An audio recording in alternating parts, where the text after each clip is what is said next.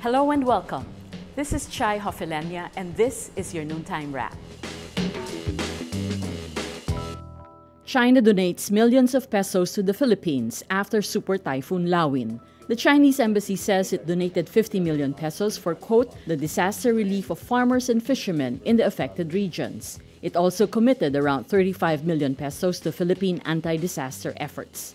The Chinese embassy says, quote, the Chinese side is confident that under the leadership of President Duterte, people in the stricken areas will overcome the calamity and return to their normal work and lives as soon as possible. This comes after Social Welfare Secretary Judy Taguiwalo said the country is not seeking foreign donations for areas hit by Super Typhoon Lawin because it has enough funds. South Korea's Hyundai Heavy Industries will also build 2 brand new frigates for the Philippine Navy. The contract signing completes a 16 billion peso deal initiated by the Aquino administration to beef up the country's capability to patrol the West Philippine Sea or South China Sea. It is the first military contract signed under the Duterte administration. The ships will be delivered in 2020.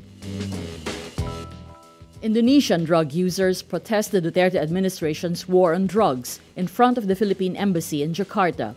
The protesters' posters read, quote, Duterte, stop playing God. Others say, quote, Duterte is a mass serial killer and stop killing people who use drugs. The protesters also submitted an open letter addressed to President Rodrigo Duterte to the Philippine embassy saying, quote, I implore Your Excellency President Rodrigo Duterte to consider the current approach of executing people who use drugs in favor of internationally accepted evidence-based alternatives. Duterte's war on drugs has killed more than 4,000 people since July 1.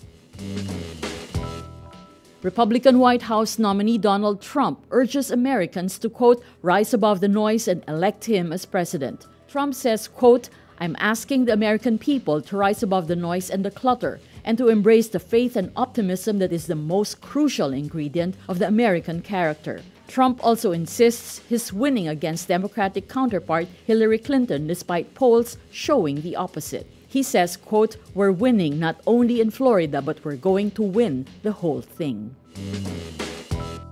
That's your noontime wrap. I'm Chai Hofelenia. Watch us again at 6 p.m. for today's top news.